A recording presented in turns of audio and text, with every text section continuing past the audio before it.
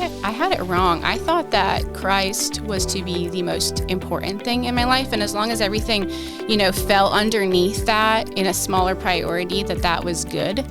And I realized that wasn't the case, is that Christ wanted to be my whole life, and that every facet of my life was not separate from him, but was to be lived through him. Welcome to this week's episode of the His Hill Podcast. My name is Kelly Doherty, and I'm your host. I have with me today a longtime friend of the family. She was an alumni. She and my oldest daughter went to Bible school together, and I think she actually sat at the table with Arlene and me the very first night she got here.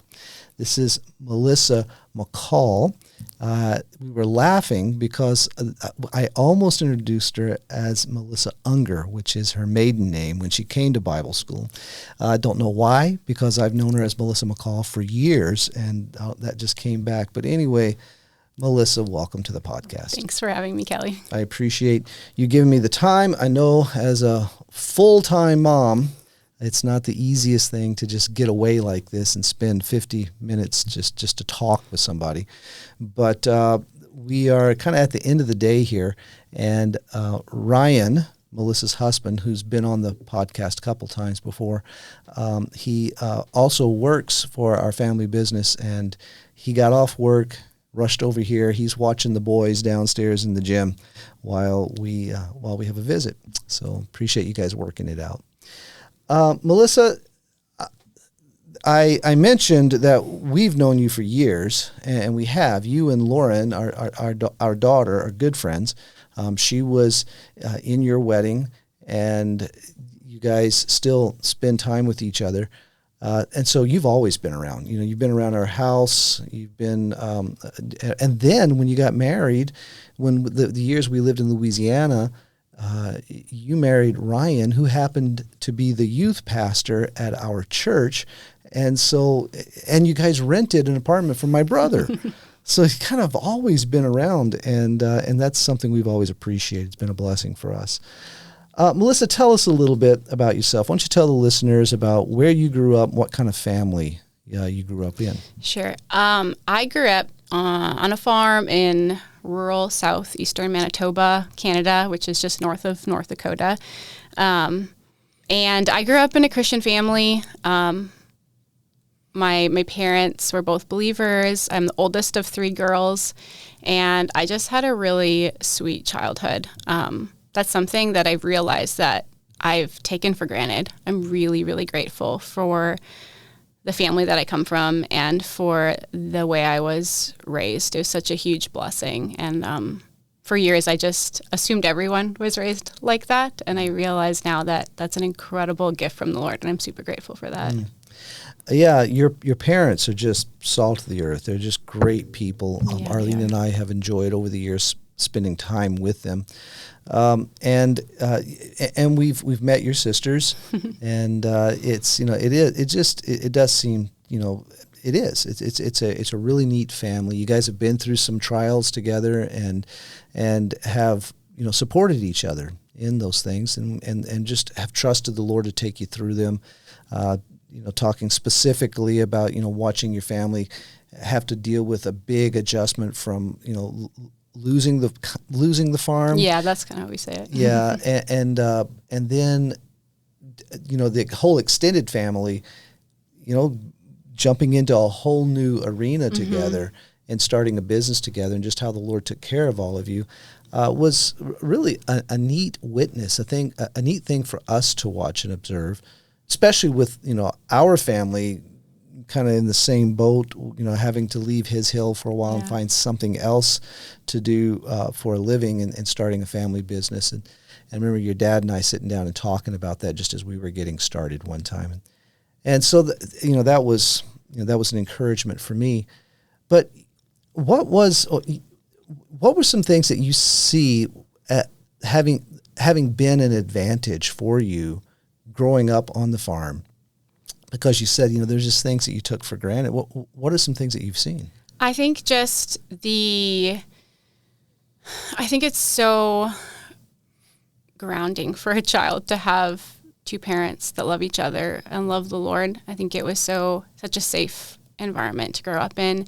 And while they would not claim to be, super spiritual or theologically advanced people, they were just such practical examples, I think, of what it looked like to love Jesus and love people. And I'm just really grateful for that example. And as Ryan and I are figuring out, how to raise our own family, to have been raised both in great families, it's just a really big blessing to be able to talk to our parents and even just think back on our childhood and draw from that experience. What was church life like for you? Church was good. We attended the same church most of my life. We started off at one church when I was quite young, but really most of my memories are at this one church, Steinbach EFC, and it was good. We were pretty involved in church. We did VBS every summer. We went to church every Sunday. My parents were part of the same Bible study group that they are currently still a part of. But most of my memories really come from the youth group. I started youth, at 13 years old, and I had the same youth pastor from 13 till I graduated, and then I continued to work as a youth leader underneath him up until I got married and left. And their consistency, I think, in my life, and like him and his wife, they're just such genuine people that also were just such practical examples of loving Jesus and loving people. They were so welcoming. I was super awkward middle schooler, and they just made me feel so welcome. And they were super influential in my relationship with the Lord. And I'm so grateful for them and the way that they mentored me throughout middle school and high school, and even into like young adulthood. And we still keep in touch every now and then. I know throughout the years you've mentioned your youth pastor on several occasions, so it's been obvious to me that he has meant a lot to you. When did you become a believer? I became a believer at a young age, but I was one of those kids that I was so afraid for some reason that God didn't hear me or he forgot. And so I'd want to just ask him and re-ask him and re-ask him into my heart. And so I remember one night my mom was like, Melissa, this is a lie. You need to believe that Jesus heard you the first time and he lives in you. And so she wrote in my Bible, May 1st, 2000 or something like that.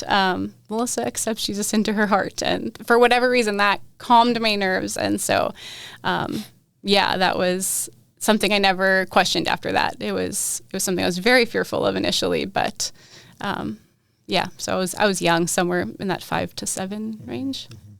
Well, that's, a lot of people do deal with that, the assurance, have I been saved? Need to make sure I pray again. And really, it always does come down to that. It's not about a feeling. It's about the word of God, him keeping his word. And, our salvation is all about what he has done and promises to keep. He tells us that nothing can take us out of his hand. My sheep are mine. They're given to me by the Father. Nothing can take them out of my hand. And I think that's why that was really wise of your mother to lead you in that direction. Is that you've got to your assurance has to come not from whether or not you feel that you're saved, but whether or not the truth is God keeps his word. Mm-hmm. You put your faith in him, the end, you're saved. Yeah. Jesus never leaves, he never forsakes. Yeah. And I appreciate you bringing it up for people who do hear that. That there's a lot of us believers that need to be encouraged, toward what is true. And so I appreciate you doing that. So what was it like for you as a believer then? What were your high school years like? My high school years were good.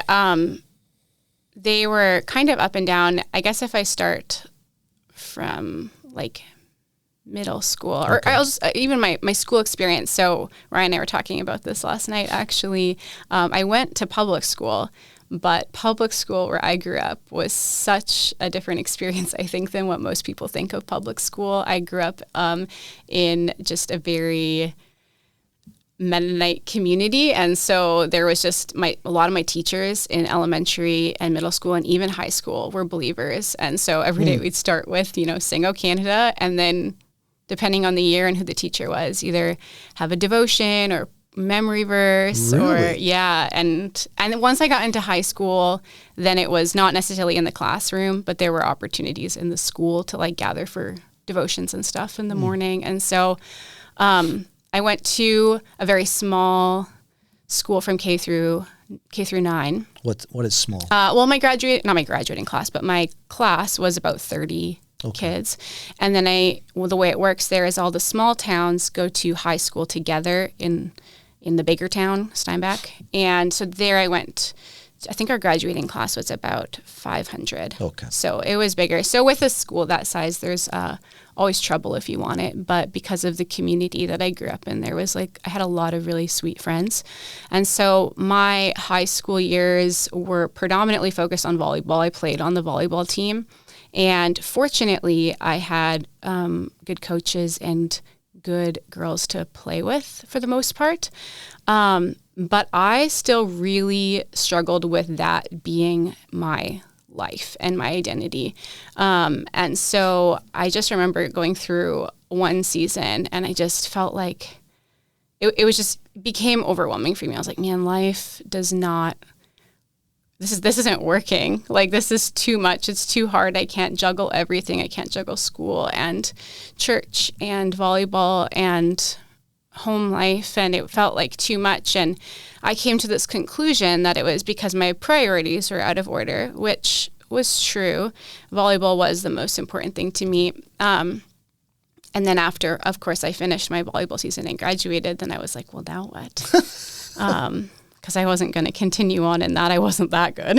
And so I came to this conclusion that I just had my priorities wrong. And what I needed was for Jesus to be the top priority and to be the center. And I thought that was good enough. And I guess if we continue on into me going to Bible school, I learned that that wasn't even quite right yet either. Okay.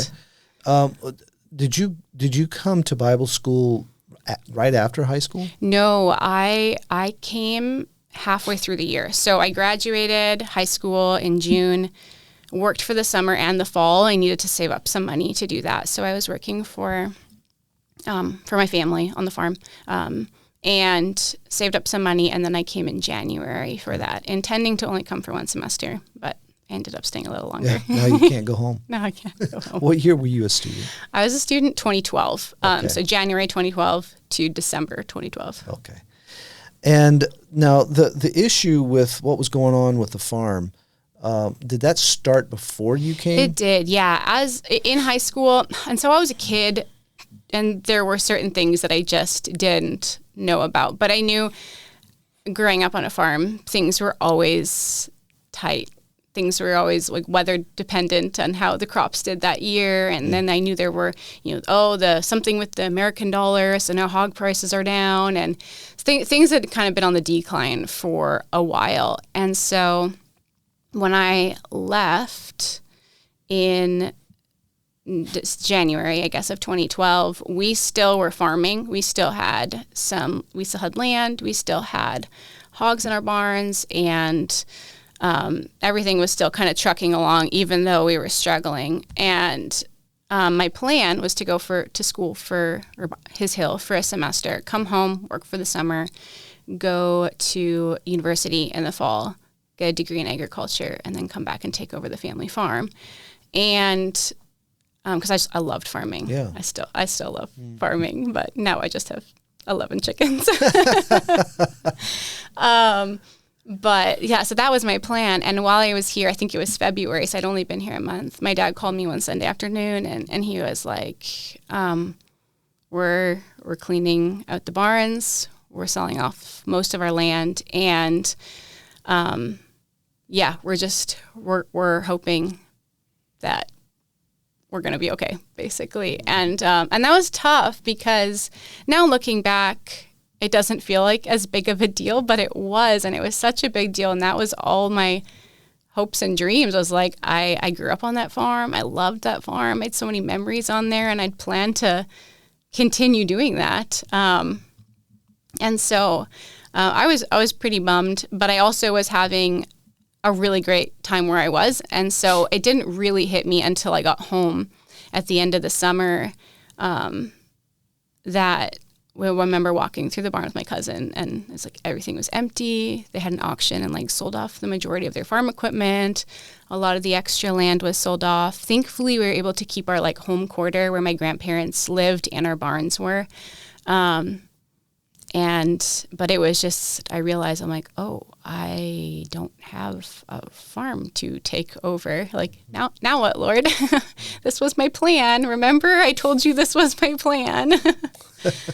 So this was a realization once you got home from Bible school. Yeah, mostly. It started while I was here, but it really set in once I got home and I was like, oh, I didn't come back to the same thing. Then in that case, let's back up to you getting to Bible school and what the Lord worked in your heart while you were here, and see how that played into later on. Yeah. So you came. Why did you end up coming?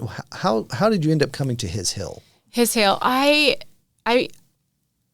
decided kind of while I was in grade 12, I was like, oh, I'm just so tired of academics, and so I just need a little break. And so my parents encouraged me to just do something during that year. If you're going to take a break, go do something. My mom had gone to Ravencrest years ago and loved her experience, and so I looked at a few options and kind of settled on Torchbearers. And for financial reasons, I was like, well, it just seems cheaper to stay in North America, and I didn't want to stay in Canada. And my mom had been to Ravencrest, and for whatever reason, I didn't consider Timberline. And so I was like, well, that leaves Texas.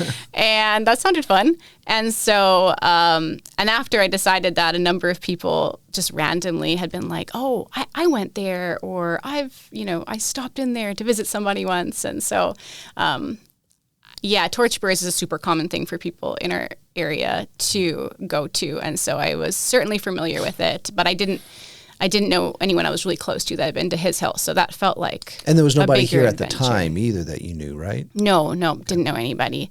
So it felt like a really big adventure for a little farm girl from Manitoba. So what were your first impressions? Do you remember? I actually remember walking into the office, and Laura was there, and I could hardly understand her because I was like, she sounds so American. And then we walked in, and there was this guy sitting on the couch, and he didn't say hi. And my parents are with me, and I really wanted to reassure my dad that I was not interested in getting into a relationship with you. He told me jokingly, stay away from the Texas boys. So I didn't even say hi to him. Turns out it was Ryan, and spoiler alert, we got married. And he's downstairs right now. And he's downstairs playing with our 3 boys.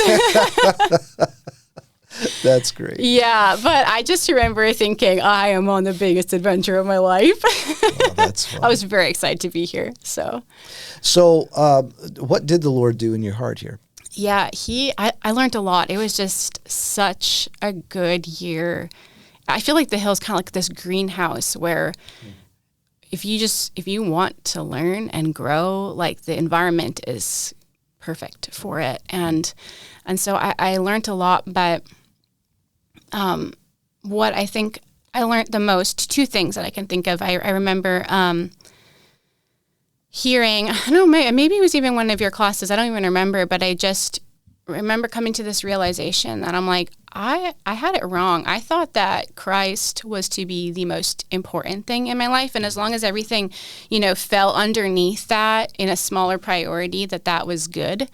And I realized that wasn't the case, is that Christ wanted to be my whole life, and that every facet of my life was not separate from Him, but was to be lived through Him. And And that just like, that clicked for me and made a lot of sense. And the other thing I really remember making sense in my head during classes was, I heard all the time, Christ in you, Christ in you, Christ in you. And I remember thinking, well, that's good.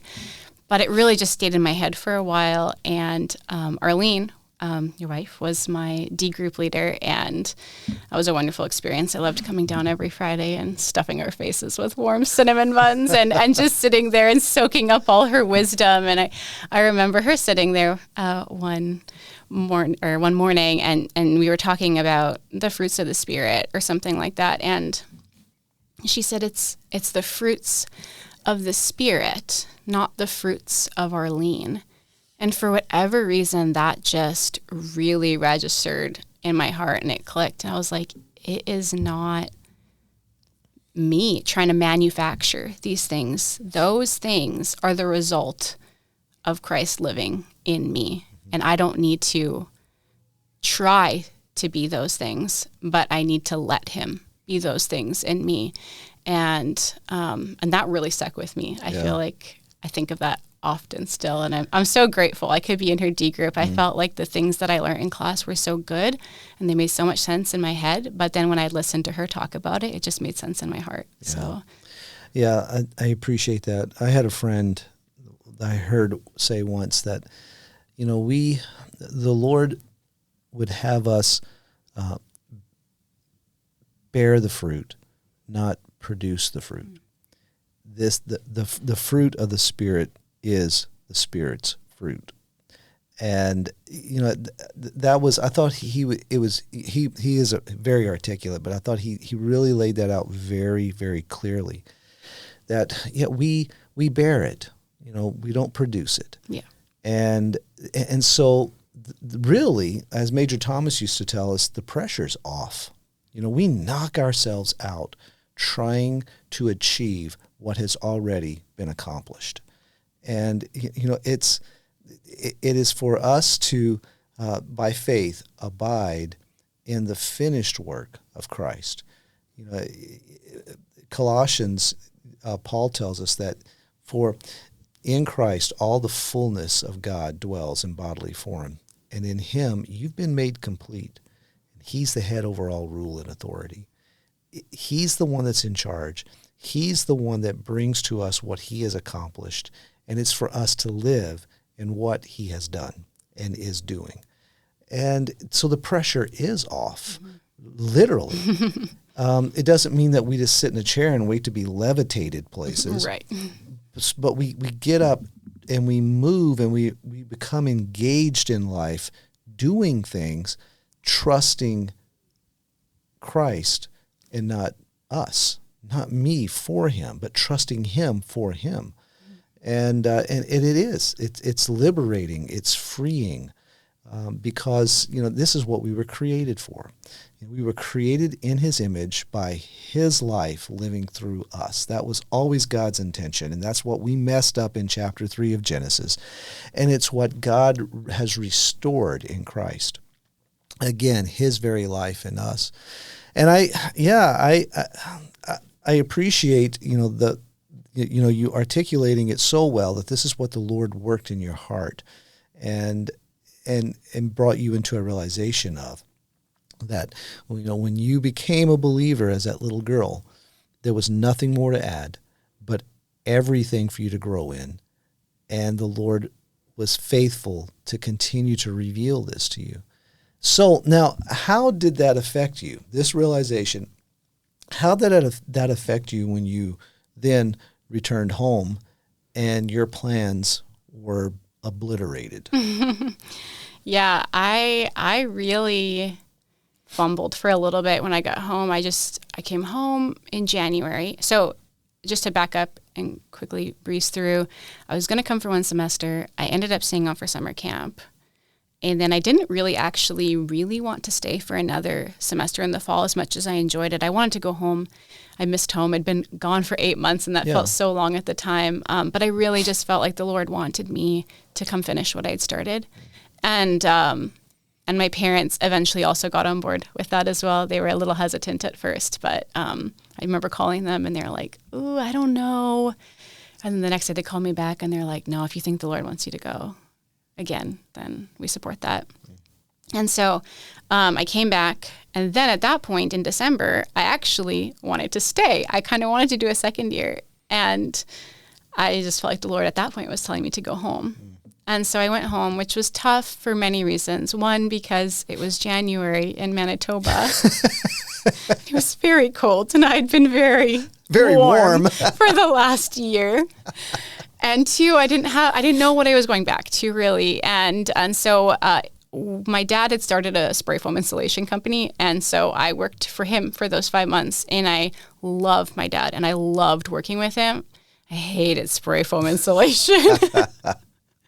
And so I was just his grunt labor for those 5 months. And so I really just had to wrestle through, like, hey, if I believe that Jesus is my life and he's in control of things and he has me at home, then I need to like live in that and to not be so discontent with my circumstances, because this is where he has me for now. And I did eventually end up coming back to the Hill. I came back for another summer.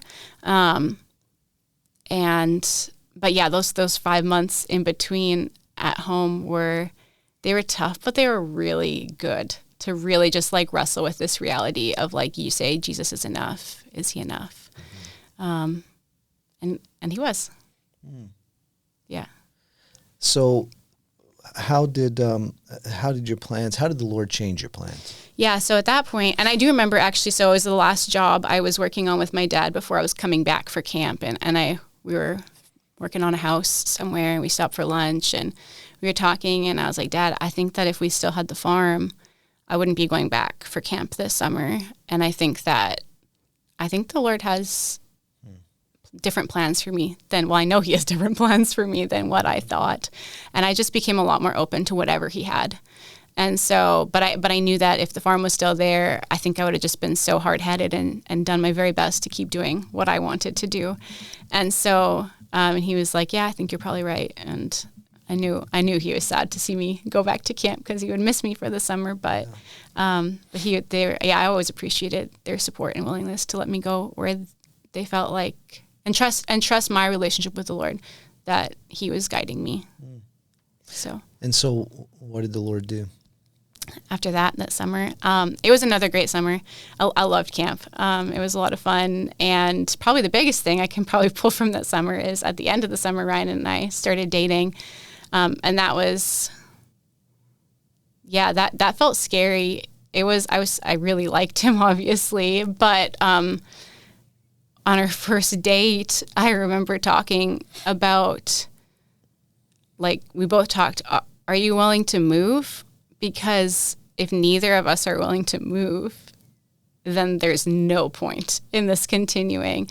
And I really was at that point, and it shocked me almost to like recognize that myself. I think I loved where I grew up, and I loved being there. I loved my family. Yeah. But the Lord had just really worked in my heart that I don't have to stay there. I can be available to wherever he has me. And Ryan felt the same way. He knew that the Lord would not always have him here. Or he knew that there was a good chance the Lord would not always have him here. And so we dated officially for like a week, and then he went back to school in South Carolina, and I went home to Manitoba. And long story short, we dated long distance for 3 years. One of those years, or 10 months of that, we were engaged for. And then we got married. And during that time, he had graduated from CIU and gotten a job in Louisiana as a youth pastor, part-time youth pastor, I can't remember what he did. I know he swept the floors. Yeah, he was like a machinist or welder's assistant. In a welding yes, shop. That's right. And I then as a remember machinist. that. And then as a machinist, you're right. And the reason for the listener to understand, the reason I know that is because we actually in Louisiana, when my family and I moved back to help take care of my parents, we were attending the same church and knew that they were looking for a youth pastor. So we put Ryan's name in the hat, and then the Lord just worked it out to where that this was the man that the Lord had for the position. And then they got married, and I mean, you guys were in our Bible study in the middle of the week Bible studies, and we often got together and had meals together and things like that. It was Sunday lunches. Yeah. But you know, the Lord had to really, I mean, there was a lot of changes for you. You know, I mean, both of you were saying, yeah, I'm willing to leave. I'm willing to make the change. Yeah. And you know, I neither one of you ever even dreamed of Louisiana being part of that. Never. and then, you know, I know it was a great chapter for you because the kids that you guys worked with, they're still in touch with you. A bunch of them have come to Bible school. So many. Yeah. And it's been such a blessing too that that church is still sending people to camp and to Bible school, and so that's been such a blessing. But back to my point was, it kind of ended up being that after a while, you know, you guys moved back here. We did, and it got to where you were the one making really all the changes. You know, where I know Ryan was more than willing to. You know, to move, to go, you know, go somewhere else, but it was you. It was me, yeah. And so, how has that been for you? You know, Louisiana. Just to sum it up, it was so good because it was so fun to finally be together and be married. Marriage was good, but like the rest of life was hard. And I really had to wrestle with and come to the conclusion that. I was confident that the Lord wanted me to marry Ryan, and we were confident that the Lord had Ryan in Louisiana. And so therefore, he had me in Louisiana. And it wasn't Ryan's fault, for lack of a better word, that I was there. It was God's fault. for lack of a better word, he was the reason that I was there. And so and I think I'm so grateful that the Lord revealed that to me, because I think that could be a strain in a marriage when it feels like, you know, when one person has to move. But it wasn't because of Ryan, although he was part of that plan. It was because that's where the Lord had me as well. And now he has us together. And then he moved us to Texas, and it's been good. It's been really good. It's never at all where I imagined my life to end up, and I'm so grateful for it. And I remember talking to someone in Louisiana after I just got married, we got married, and it was Gianni Carmichael. So she's from Brazil, and I remember asking her, how long did it take to feel like home, like this was home? And she's like, about 10 years. And next year is 10 years that Ryan, not next year, next week is 10 years that Ryan and I have been married. And I really do feel now like this is home. I'm so grateful for that. What would you say makes it home? I think it's because I know it's where the Lord has me, and because my husband and my kids are here. And this is where, I don't know, it's mostly because this is where I'm confident this is where the Lord has us. Yeah. That's great. Yeah, you know, I think it's interesting, you know, when you go back to, you know, being a student at His Hill and the Lord's working in your heart that, no, not a big part of your life. I am your life. And when we come to that realization and we yield to Him, all of a sudden, it's not like there's not trials, right, you know, as to where you live or what you do, but the security and the peace, the comfort in being there becomes Him. You know, He's what makes where we are worth being where we are, and doing what we do worth doing what we do. You know, I think that's why, you know, you find so many people that can't stay in one place or do one thing for very long because they can only find satisfaction in that for so long. And then they need to move to something else. They need to move somewhere else. But, you know, the only value we have, I mean, Paul said it, and we don't think about where he was when he said it. But as a prisoner, he said, for me to live, and that meant for me to be a prisoner, is Christ. To die is gain. And he was hard pressed. You know, he he very much wanted to go on, but he knew the value of being right where he was, and so, I think you could say the same thing, for me to live is Christ. And, really, and I watched it from, keeping my mouth shut, but watching it, knowing, because, Arlene is Canadian as well. Yeah. And, I took her away from her family. And when we moved away, one uncle said, it won't last a year. Wow. He wasn't saying that we were going to break up, but he was saying there's no way Arlene can last. I see. Yeah, there's no way Arlene can last away from here more than a year. And, that was 40 years ago.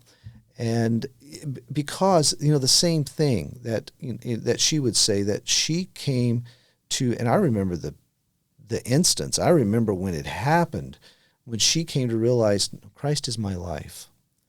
And all of a sudden, geographically, where we were did not dictate to her what that day was going to be like. And, that's been a blessing for me, as her husband, to be able to walk with her in this reality that Christ is our life. And it greatly affected us in how we, how we raised our kids and how we run a business, in just how we go about life. And to do that together like that is an incredible blessing. And one of that I see that you and Ryan as well can give testimony to. So now that you guys are, how long have you been in Texas? I think it's 8 years. Okay, eight years in Texas, and you spent the majority of that in San Antonio, but just recently moved to Boerne, Yes. which is only 15 minutes from here, because Ryan went to work for us, and you guys could move closer to get out of the city and Yes. more rural life type life. Mm-hmm. You said you have chickens and Yes. and so what has that meant to you guys to be out here? I remember the day we moved into our house in San Antonio, and we're so grateful that the Lord provided that house, and it was a great little house, and it was a great job out there. And I remember telling him, I've never been so grateful for such a tiny little piece of land, because we'd been in an apartment for the first 2 years. And yet it was always our desire to not live in the city. We are not city people. Yeah. Ryan grew up here, and I grew up on a farm, and it was pretty wild, actually. Sometimes I was like, how did I end up here? And yet the Lord was so gracious in that. And it was another instance of just being like, we were confident that's where the Lord had us. And so that made it good. Even though we desired to leave the city. And so we'd prayed for years and wrestled with even whether that was right to pray for, because we knew that the Lord did not need us to live in the country or outside of the city to accomplish His will in our lives. And we're like, is this selfish? But as we continue to grow our family, we just really desired for the kids to get out of the city. And we desire that for ourselves too, but really mostly for the kids. And so we prayed for years that if He wanted us to move, that He would just make it very clear. And so when Tylen called Ryan, we were so surprised. Well, we were surprised, but also the Lord had really been working in our hearts. When we moved from Louisiana to Texas, it was a very similar experience from moving even from San Antonio to Boerne. The Lord had really kind of been, the best way I can describe it is just tilling up in our hearts. It wasn't really like a negative discontentment, but just feeling like He was getting ready to move us on. We just didn't know to what. And so when we got the opportunity to consider coming and working for y'all, we were like, that we're interested, but we need to figure out housing, and things are very expensive out in the hill country. Yeah. And so, long story short, I'm not sure how long to get into this, but it's quite a story. It really is. And there's so many factors, but basically, well, first of all, you guys had approached us a year before, and it just didn't feel wrong. It just didn't feel like the right timing. And so we felt like the Lord was like, not right now. It's not time to leave just yet. And so we just kind of sat on that for a year. And I think that the Lord knew that because we're slow movers. We do not make quick decisions. And we needed like a year to really think through, what do we want? And is this what the Lord is doing? And so, anyways, when Tylen called the next year and was like, hey, we still are looking for somebody and we would like you to consider it, then within fairly short order, we were like, I think we need to move on this. And so we called our families to just see, we appreciate and respect their opinions just to see if they had any reservations. And they were like, oh, no, go for it. See, take the next step and just see what the Lord does. And so then I'm always looking on Zillow because I love looking at properties and seeing where, the market is. And it's just a fun little side interest. Anyways, and this house had popped up in Burnie and kind of in our price point. And I was like, oh, well, that's like kind of the only one. Maybe we should look at it. So we're like, well, I guess the next step is to call our realtor, Brian Stamness. And he was like, yeah, let's go look at it on Friday. And it was Wednesday or something. And we're like, oh, okay. And so we did. And then we put an offer at the end of the weekend and we negotiated back and forth. And every step of the way, we're like, Kate, Lord, if you don't want this, like just close the door. There were so many opportunities for him to just not make it work. And it just kept going. And within very short order, we closed on the home. Also, I was 38 weeks pregnant with our third baby at this point. And so after this all happened, I even said to Ryan, I was like, I can't believe. I was like, yeah, let's go look at a house and move. I was like, I don't want to do anything at 38 weeks pregnant, certainly not consider moving. And anyways, long story short, we bought this house. Everything went smoothly. We sold our house in very short order as well. Things went incredibly smoothly with that. And the market hasn't been like overly great for sellers. And so it was just amazing that he worked that out. And then we were here and we were like, wow, what a whirlwind. And I can't believe that the Lord provided all of this. It's so much better than what we imagined or deserve. Yeah, and we're so grateful. And Melissa is making a big story as short as she can with it, but I'll add to it that it was, to me, a miracle that you would able to get the house that you got for the price that you got it. For the price that we got it. And actually, like, in the year that we've been there, the amount of people, like, in our neighborhood that have told us, oh, we looked at that house, we wanted to buy it. We looked at that house, we wanted to buy it. Yeah. And we're like, the Lord just wanted us to have it, I think. And we're so grateful every day. We're like, I can't believe we live here. This is so great. That's awesome. We love it. That's awesome. So now you mentioned 3 boys. Mm-hmm. Okay. See, it's fun for me because I knew you when you showed up that first day at school, and now we've been able to watch all of this, and now you're a mom with 3 boys, 3 active boys. I mean, they're all boy. All boy. Yeah, and it's great, and they're downstairs right now in the gym, and they because their grandfather's the director here and their dad grew up here, they know where everything is. They already pulled out all the balls, and they're all over the gym floor down there. What has the Lord done in your heart as a mom? I was talking with Ryan about this last night. I think that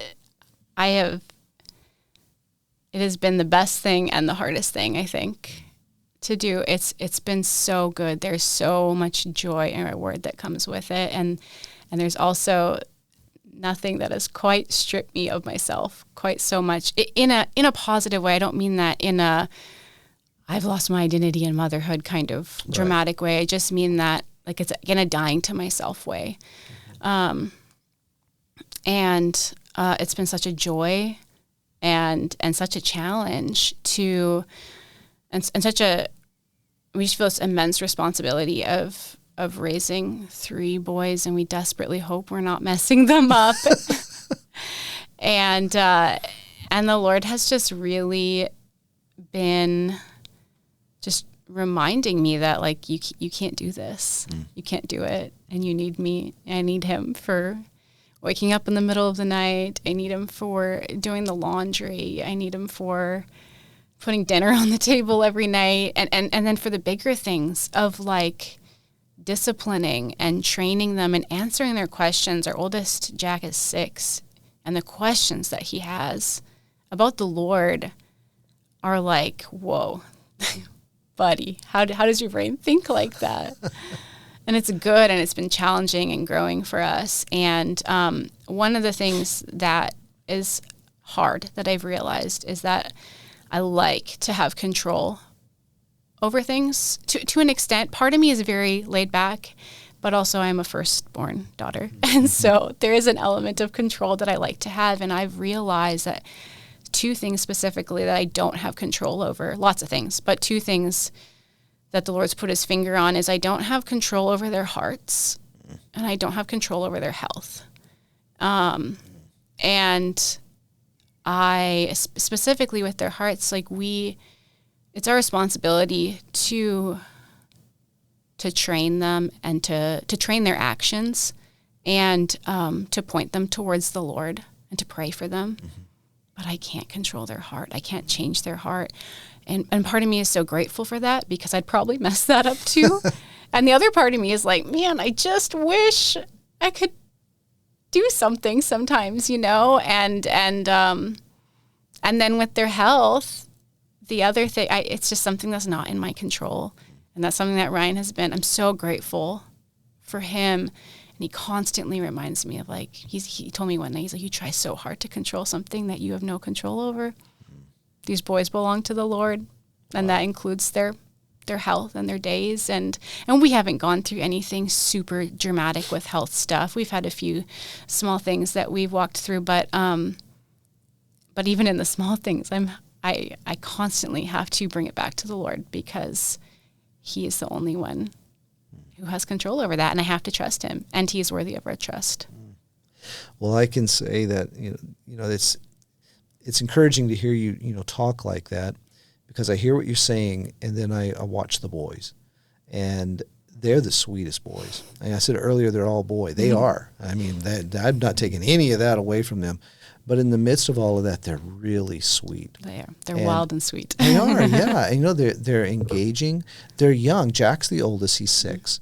And Rhett is how old? He's 3, but he'll be 4 in a couple months. Okay. Yeah. And then you have Tate. And then Tate. And Tate's just... Tater tot. Yeah. And he's just really got started walking. Yeah. But all of them, they're... I appreciate them. I appreciate being around them because I can talk with them, and they will respond. They'll look me in the eye and they'll respond. They even, you can ask questions, and they don't have to be simple questions, and just, like a normal question and they'll answer it, and if they don't know them, I don't know. So my point is, it's a beautiful thing to watch and an encouraging thing to watch when you hear that the parent's heart is, I need the Lord. I can't control this. He's got it. I'll trust him. And to see how that's playing out with these kids is an encouraging thing. So I wanted to encourage you with that and appreciate it. Well, Melissa, thank you very much for giving us the time. And for the listener to know that Melissa is very busy. I mean, there's so many things going on in her life because she is a full-time mom, and then there's things added on to that. And so for her to swing this and Ryan to help out, I very much appreciate it. So thank you for the time. Thank you for having me. We are excited to begin the 2026-2027 school year in just a few days. Our second-year students are scheduled to arrive this coming Wednesday, followed by the first years arriving 1 week later.